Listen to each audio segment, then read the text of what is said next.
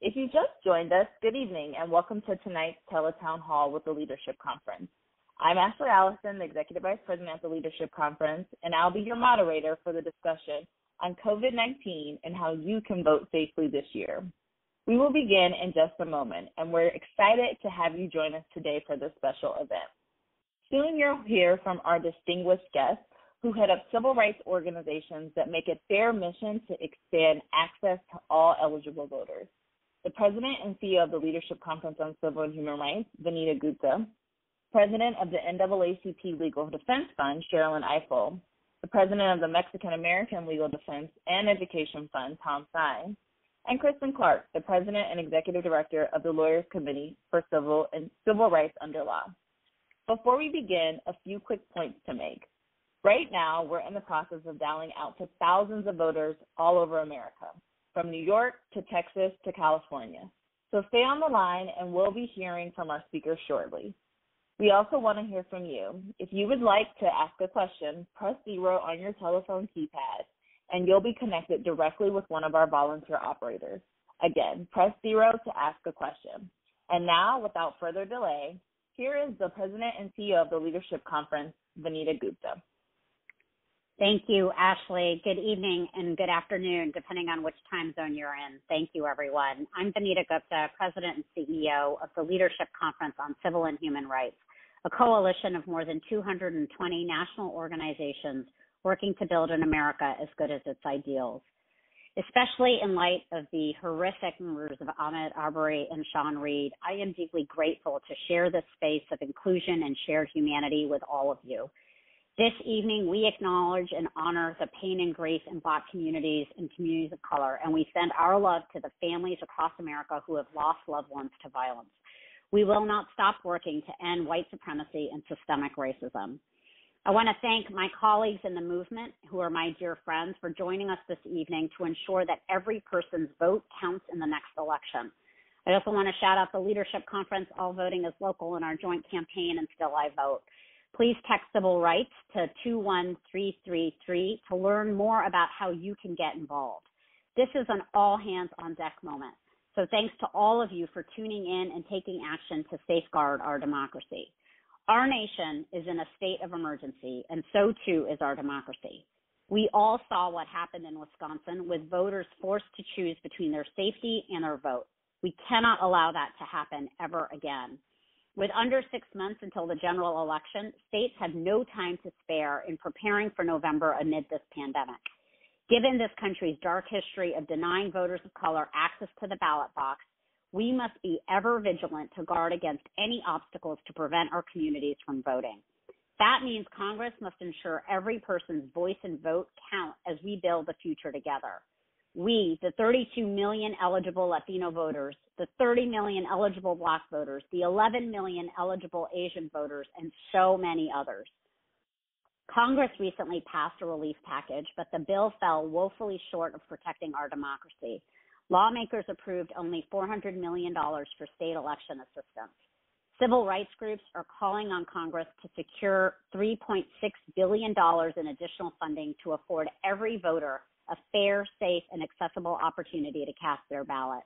And that means providing voters with a clear range of options for the general election, including expanding vote by mail, establishing safe in-person polling places, extending early voting periods, and expanding online voter registration.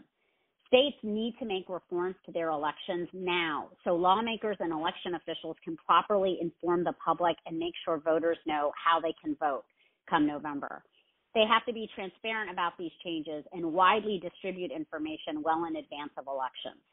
The actions we take now will determine not just how we weather this storm, but also the kind of democracy we will have when it's over. Administering elections during a pandemic is new territory for the United States in modern history, but it is essential. Without a functional democracy in which everyone is included, heard, and represented, we cannot make real progress on civil and human rights issues like affordable health care, fair wages, educational equity, and justice reform, to name just a few. So together, let's make 2020 a year of engagement, of action, of helping all communities see themselves and their power in our democracy. Remember, the power that you build and deploy locally fuels our ability to drive nationwide change. And I have to mention one other way to do that. Along with registering and getting out the vote, please be sure to fill out your census form. It will only take a few minutes. And help your family and friends fill theirs out too. It takes just a few minutes, but determines our community's access to political power and resources for schools and hospitals and healthcare and so much more for the next 10 years. One day, we're going to look back at this moment in history and reflect on what we were doing to save the soul of our democracy in our communities. Wherever you sit, there is a role for you. Thank you all for being here with us tonight and for speaking out for our rights, our communities, and our collective power. Thank you so much, Benita, and thank you for those words. Now, to all our participants, we want to ask our first poll question of the night. Please listen to the entire question and all the answers before making your selection. What worries you about voting in 2020? Press 1 if it's that you're worried you won't be able to vote by mail. Press 2 if it's that you're worried about getting sick before Election Day and won't be able to vote. Press 3 if it's that you're concerned that you might have to choose between safety and voting. And press 4 if it's another issue. Again, what worries you most about voting in 2020? Press 1 if it's that you're worried you won't be able to vote by mail. Press 2 if it's that you're worried about getting sick before Election Day and you won't be able to vote. Press 3 if it's that you're concerned that you might have to choose between safety and voting. Press 4 if it's another issue. Now I have the honor and privilege of introducing our next speaker, Sherrilyn Ifill, President of the NAACP Legal Defense Fund. Sherrilyn, the floor is yours. Thank you, Ashley, and good evening, everyone. Thank you so much for joining this call.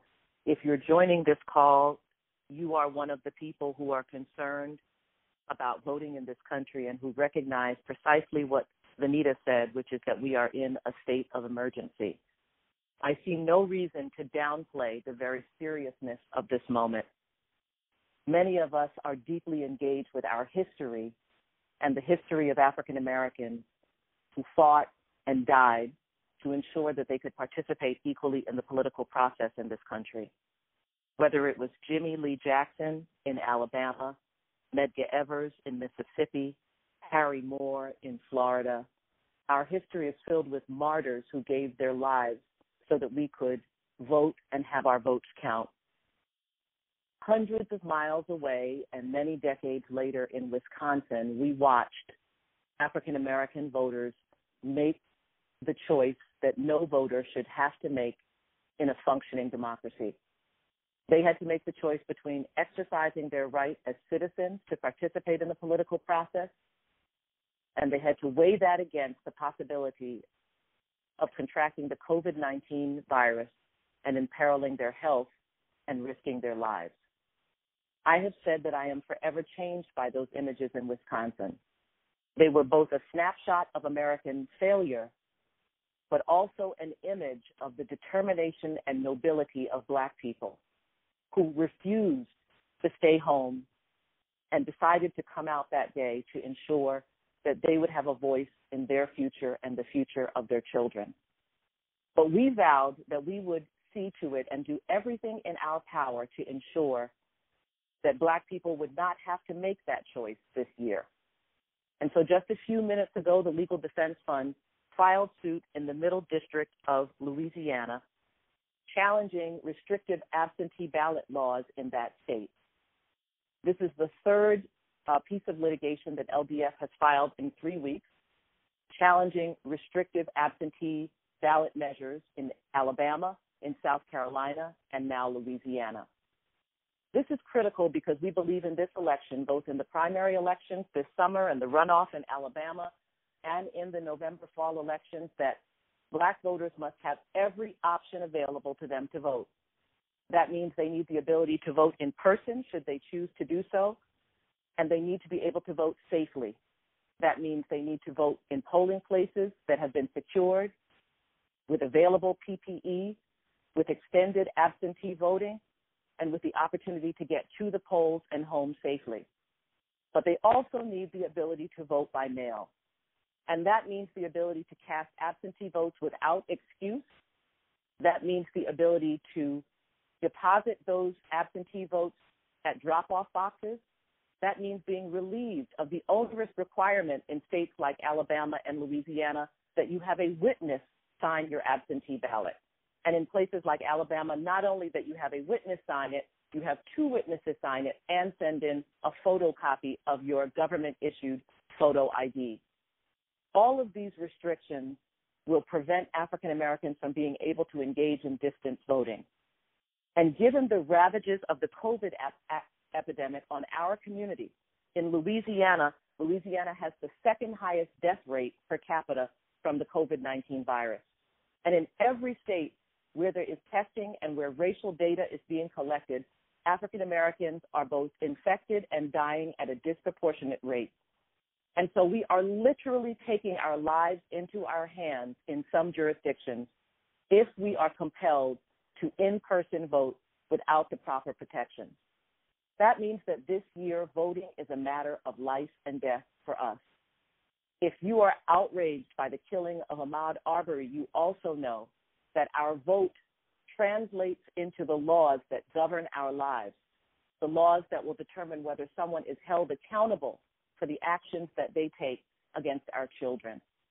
We have to be able to step up to the plate this year, but we have to be able to do so in a way that ensures that we remain safe and that our votes are cast and that our votes count. And so this year, we are repeating over and over again that we must be prepared to vote. You can't just wake up on election morning and decide you're going to vote. You have to prepare yourself months in advance to apply for the absentee ballot, to obtain PPE if you intend to vote in person, to familiarize yourself with the ballot so that you will spend as little time as possible in the polling places. And our job at the Legal Defense Fund is to challenge the restrictive voting practices that would keep you from voting. And we're working night and day to make sure that happens. But this summer is the summer when we have to prepare ourselves to vote in November. I hope you're standing with us. I could not be more proud than to stand shoulder to shoulder with the colleagues on this telephone call who are working every day with their staff to make sure that voters in this country will have the opportunity to fully participate. We are in a state of emergency, and that means all hands are on deck. We are fighting for you, but we also have to fight for ourselves, each and every one of us, and for our families. I'm grateful to all of you for joining the call. I hope you'll stand with us. Thank you so much, Sherrilyn, and for all the work that the Legal Defense does every single day to protect our right to vote. For all of our participants, welcome. If you've just joined us, we have the answer to our first poll question about what worries you the most about voting in 2020. And we have a close first and second place. About 32% of you are concerned that you might have to choose between your safety and voting. And 30% of you are concerned that you won't be able to vote by mail. Those answers are telling, and it's exactly why we're having this teletown hall, so you are informed about how you can protect your rights. We have a second poll question because we want to continue to learn more about who you are and what you need to make sure you can protect your right to vote. So the second question, and please wait for all the answers before you select your option, is how do you feel about vote by mail? Press 1 if you think it will be much easier than voting in person. Press 2 if you are afraid your vote won't count. Press 3 if you are worried about the security of your vote. Press 4 if you aren't sure how you feel. And press 5 if you would like to vote in person, you prefer that option. Again, how do you feel about vote by mail? Press 1 if you think it will be much easier than voting in person. Press 2 if you are afraid your vote won't count. Press 3 if you are worried about the security of your vote. Press 4 if you aren't sure how you feel about it. And press 5 if you like voting in person better. Now we have our next speaker. I'm proud to introduce Tom Sines, the president of the Mexican American Legal Defense and Education Fund. Take it away, Tom. Thank you, Ashley, and thank you all for joining us today. Speaking to you from California, I wish you all a good afternoon. I'm very pleased to join the call together with my colleagues to talk about the tremendous importance of the November 2020 election. It's quite clear that the growing Latino voting community is energized, engaged, and poised to have a decisive impact on the outcome of the November election. Indications from the midterm 2018 elections, which showed increases in voter turnout in the Latino community, demonstrate that our community is ready to have a major impact. They are engaged because Donald Trump, beginning with the launch of his campaign in mid-2015 and extending to date, has indicated consistently through policies, through appointments, or the lack thereof, and through rhetoric, his hostility to the Latino community, and the Latino voting community is prepared to respond through participation in unprecedented levels in November. Unfortunately, that great potential is now threatened by the existence of this pandemic and the unfortunate opportunity it presents to those who seek to suppress votes to engage in new tactics to deter participation by important communities such as the Latino community. In the state of Texas, for example, we have already seen things like threats of criminal prosecution designed to deter participation in voting, particularly voting by mail. The state of Texas requires that currently that anyone who seeks to vote by mail meet one of a very narrow range of criteria in order to have that option. Many of you know that the Latino community in Texas, and indeed nationwide, is a younger community than other communities. That means that unfortunately, a higher proportion of Latinos are unlikely to be able to satisfy one of the criteria required in Texas, and indeed in other states, to vote by mail. That is a threat to their participation. When that restrictive law is accompanied by, as I have mentioned, threats to criminally prosecute those who might seek to vote by mail based on a legitimate fear of the pandemic, we know that there will be continued efforts by many throughout the country to attempt to deter participation by Latino voters. We must ensure then that they have the opportunity to vote. First of all, to remote vote by mail by ensuring that voting by mail is broadly available to everyone in the unique circumstances of this pandemic. By the same token, we have to make sure that all voters, including voters who may need bilingual assistance at the polls, have the opportunity to vote in person without threatening their health. That means ensuring that there are sufficient precincts and polling places equitably distributed throughout a jurisdiction, and to the extent possible that there are early voting opportunities. All of this designed to ensure that no one faces the prospect of waiting in a tight and lengthy line on election day, toward the end of the day in particular, and thereby threatening their health in order to exercise their right to vote. At MALDEF, we know that we all must be vigilant to both ensure that everyone is prepared to participate in the means that makes them most comfortable in the vote in November. We must ensure that Congress and the states take every step to ensure that there's adequate funding and that there are adequate changes in current laws to reflect the additional challenges presented by the pandemic. The Latino community has consistently had an impact, in many cases a decisive impact, on the outcome of our national elections. With the rapid growth in the voting community and the inspired increase in turnout in order to respond to the hostility from the White House, we know that 2020 will be a historic election for the Latino community. But we must ensure that everyone has the opportunity to participate without being threatened or deterred by irresponsible laws that remain on the books, by threats of prosecution, by attempts to inspire those who would intimidate voters. We must ensure that every opportunity is presented for Latinos and every other eligible voter throughout the country has the same opportunity, whether in Texas or California, whether in Florida or Colorado, whether in New Mexico or Illinois, to participate and to have an impact on our November 2020 election. That's why I'm pleased to join all of you today and my colleagues in addressing this issue. I look forward to our further dialogue.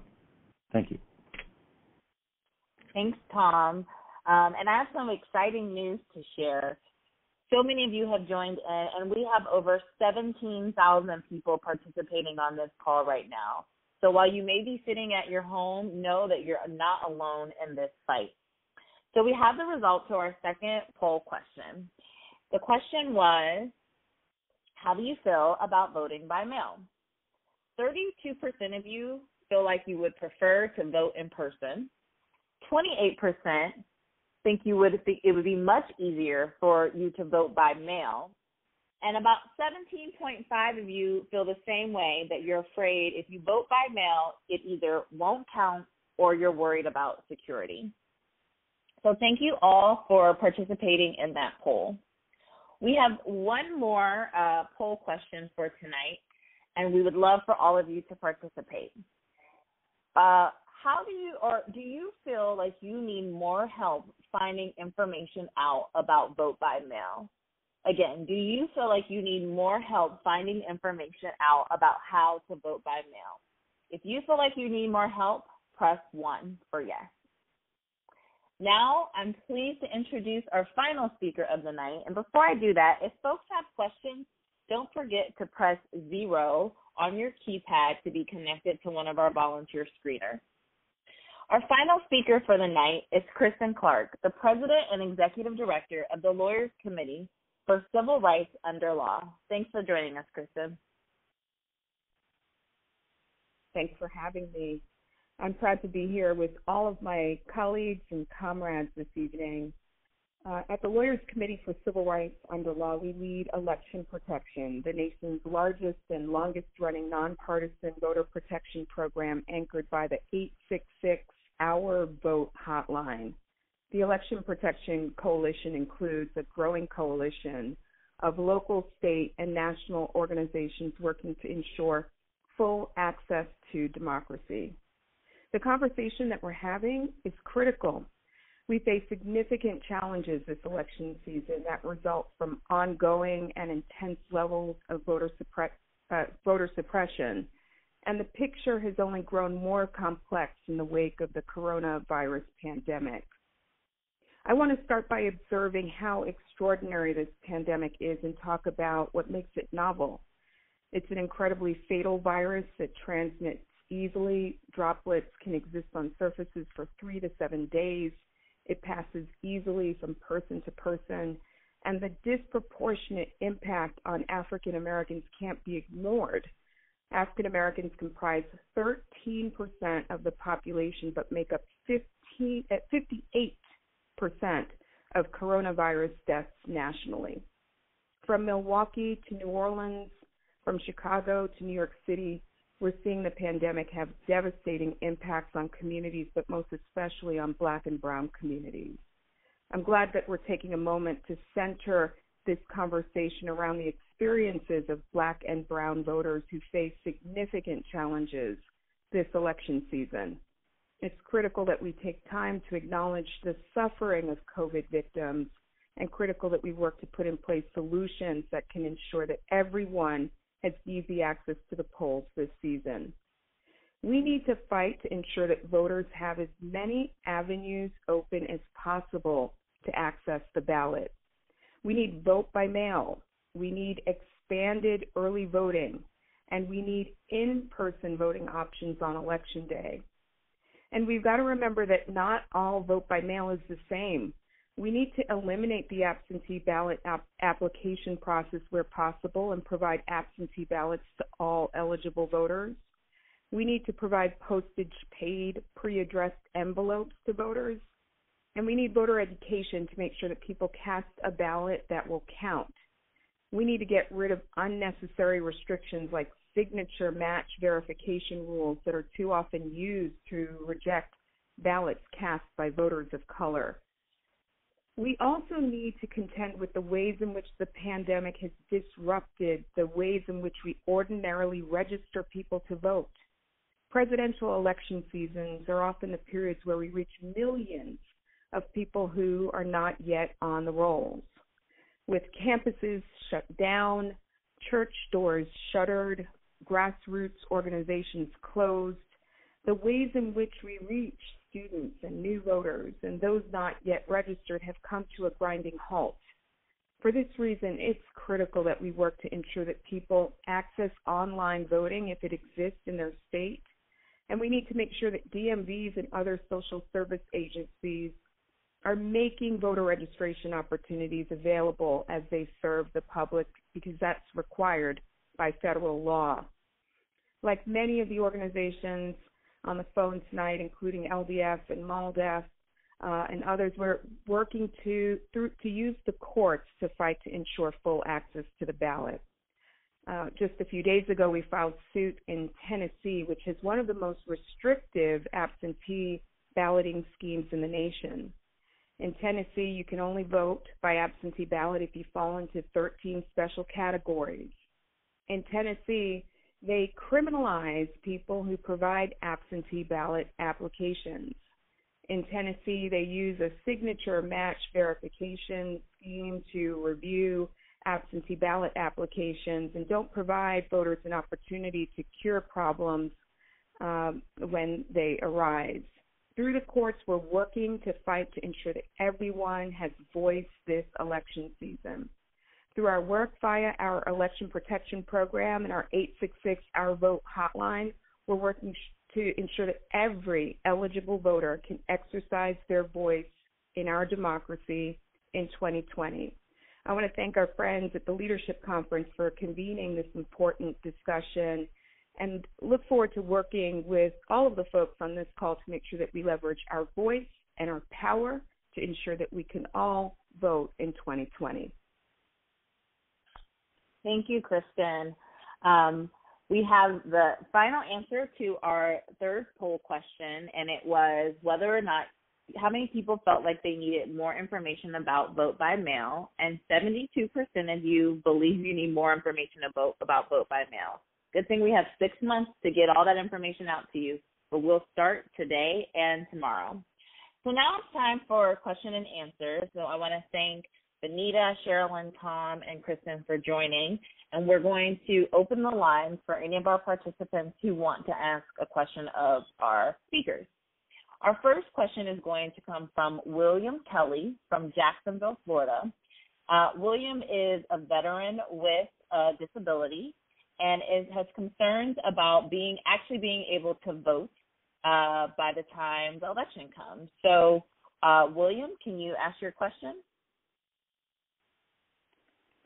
Hello? Yes, please ask your question, William. Welcome to the Teletown Hall. Oh, okay. Thank you. Yes, as I stated, I am a disabled veteran and very much concerned about being able to vote. But being with this pandemic going around and being Afro-American and my disabilities, which I have high blood pressure, diabetes, which a lot of people in my category, and I'm a senior. But I'm not going to be able to vote. I plan to be able to go there and vote in person, but I don't want to wait till the last minute to apply for, a mail-in ballot. So I kind of need a little, I'm just kind of up in the air. I don't know what to do. Thanks, William. Did one of our speakers want to take maybe providing some guidance on someone who wants to vote in person but also, doesn't want to wait till the last minute? Can they do both? Can they apply and then still go in person?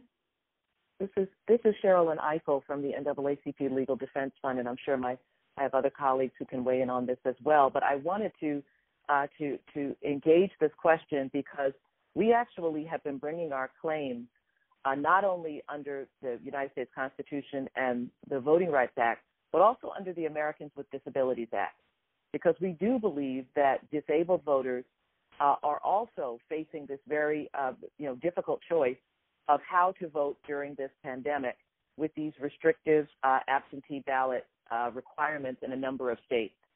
So it is a decision to make whether you are going to vote in person or whether you want to vote by mail. The considerations for voting in person, I think, are pretty important. So first and foremost is finding out whether the jurisdiction you're in has early voting. If it has early voting, we're really encouraging people to vote early because what you don't want is to be standing in a long line, and you don't want to spend a lot of time in the polling place. So you need, if you're going to vote in person, to make the decision to figure out first and foremost whether there's early voting. If there is early voting, take advantage of it. Before you go to the polls, make sure that you have downloaded a sample ballot so that you know all of the races and who you want to vote for and all of the bond questions. This minimizes the amount of time that you would spend in the polling place. You want to make sure that you have PPE, protection, to go and vote in person. So if you intend to vote in person, you must have a mask and you must have gloves. And there are a number of service organizations and churches that are providing these free of charge. And so obtaining these well in advance of the election is critically important. If you choose to vote by mail, it depends on your state whether or not you can apply for that absentee ballot online. We are encouraging jurisdictions to allow that, applying for that ballot online, receiving the ballot, and then being able to return the ballot. And precisely what we're suing about in a number of states are the restrictions that require witnesses and photo ID and notaries and all of the different things that make it difficult to return that absentee ballot. And then, of course, we're also fighting to extend the period of time in which you can return the absentee ballot. So we're fighting to create the conditions in which voting by mail will be easier for voters like the caller, but I also encourage people, if they intend to vote in person, to make a plan so that you will be as safe as possible and spend as little time as possible, both online and in the polling place and in the polling booth as possible in order to protect yourself. Thanks. Thank you, Sherrilyn. And thank you, William, for your question. Do any of our other speakers want to answer that, or else we can move on to our next question? Okay, great. We'll move on to our next question. The next one comes from Mary from Sampson, North Carolina. And Mary has some concerns about voting by mail. Mary, do you want to go ahead and ask your question? Yes, I'm concerned that if I vote by mail, my vote will not get counted. I don't trust the government anymore. I'm sorry to say, but that's just where we are at the moment. So for some reason, I just feel that it'll get mail, and then the people who works at the poll, they will not count the votes, or they will do something funny like they did with Trump and Clinton. So I just don't trust. I can't trust that. How can I be assured that my vote is going to count? Thank you, Mary. Do one of our speakers want to give some guidance on how you can ensure that a vote by mail ballot will be counted? Yes, this is Kristen. I think that Mary raises a very valid concern that is shared by a number of people across our country who have not voted by absentee ballot in the past. We know that for many communities, the experience of voting in person, of going into that polling site and casting your ballot on that machine, is incredibly important. It's why we're not only fighting for access to vote by mail this season. We deem it critical that people have the opportunity to vote during an expansive early voting period. We deem it critical that every state provides some possibilities and options for in-person voting on Election Day. If we provide those three avenues, we can ensure that everybody has an opportunity to cast their vote this season. That said, we know that there are officials who are hostile and have worked to unlawfully reject and disqualify absentee ballots without basis. The civil rights organizations on this phone are committed to fighting back and have been engaged in that fight for years. In Gwinnett County, Georgia, we sued in 2018 after we found that officials were using so-called signature match verification as a basis to reject absentee ballots, and we found that they were doing it to black voters at 3 times the rate that they were doing it to white voters. we won't tolerate discrimination or voter suppression in 2020. If you encounter voter suppression in your community, one thing that I would encourage you to do is to call the nonpartisan, non-governmental election protection hotline at 866-OUR-VOTE. We're going to be working every day throughout this election season to make sure that we have a level playing field that provides married and all eligible voters an opportunity to exercise their voice this season.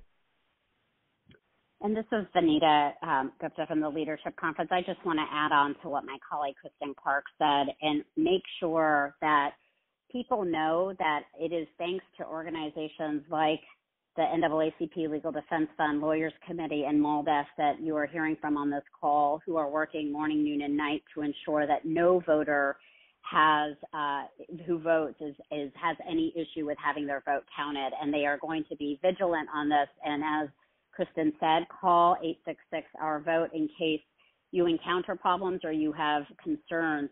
But another thing that we really want to make sure is that there are going to be some states that already only have voting by mail. There are states in this country that only use vote by mail. And what we don't want is for anyone to sit themselves out of making their voices and their vote heard. So we want to encourage all of you to do everything you can to show up at the polls and to make sure that you are engaged. Get yourself counted in the census, but make sure that you vote. And we will do everything that we can as lawyers, litigators, advocates, civil rights activists to ensure that you are able to vote and that your vote will be counted. And so that is the bottom line message, is to know that we are doing that. We are being vigilant, and we need everyone to show up at the polls and to exercise their right to vote in whatever way that they possibly can come November. And this is Tom Sines. I just wanted to add to what Vanita and Kristen have said by identifying two of the ways that too often absentee voters, their ballots are discounted. And Kristen mentioned one of them, which is signature verification. And I simply want to note that the best systems will allow for a voter whose signature has been determined not to match to fix that potential error by identifying them, letting them know that we don't think the ballot that we've received matches your signature, and giving them the opportunity to demonstrate that, in fact, it is their ballot. Those are the best systems, and that's the kind of change we should be looking for with respect to signature verification.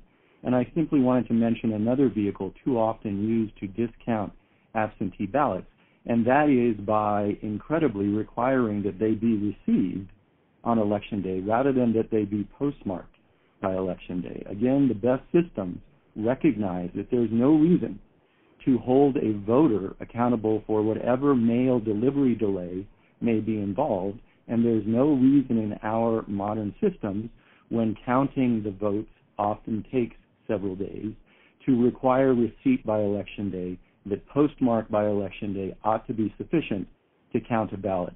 These are the kinds of reforms that are necessary, in addition to some others that Kristen mentioned in her opening remarks, to ensure that every absentee voter, every vote by mail, is legitimately counted.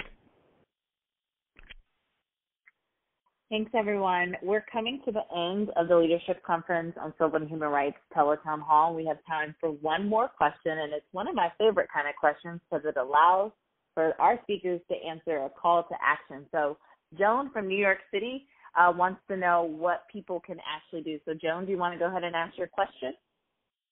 Yes, thank you for taking my question, and I was looking forward to you summarizing this.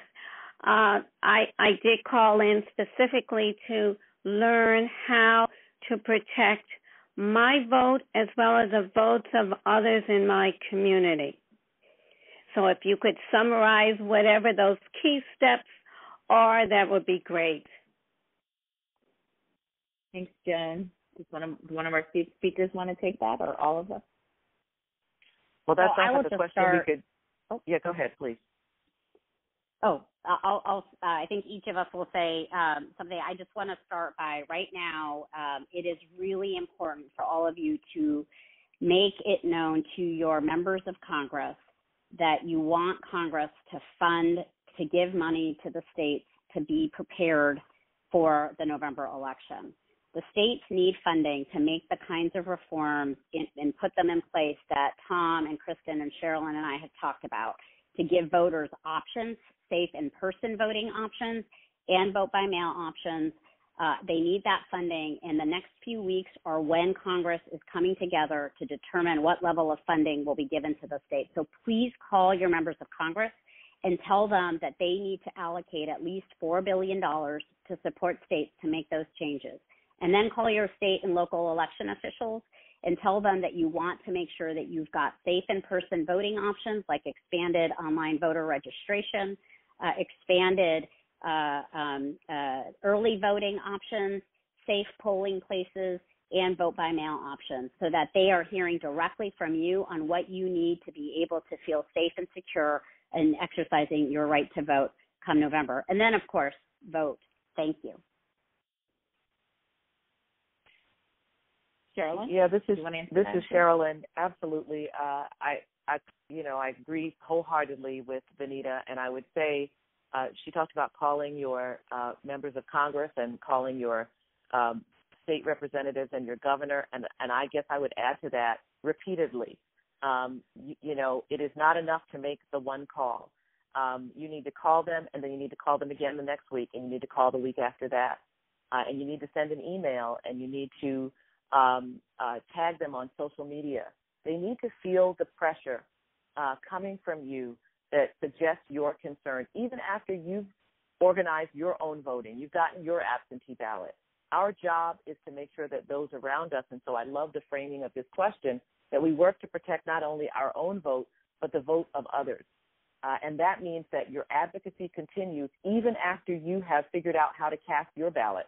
It's your job to push to make sure that everyone has that access and that opportunity.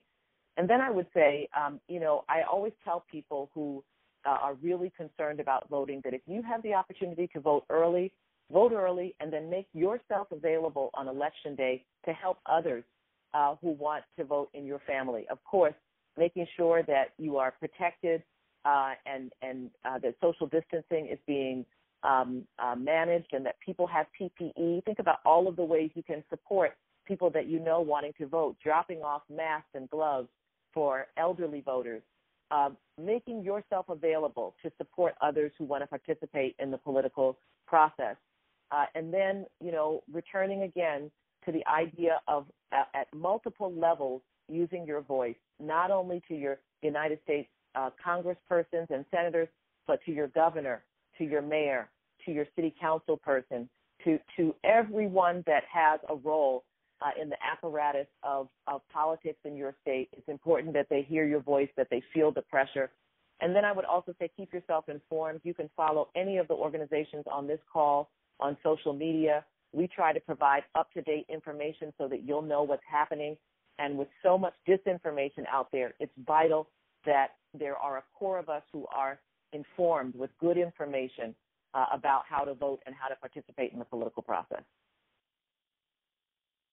Thank you, Sherrilyn. Kristen or Tom, do you want to add any final comments to that question?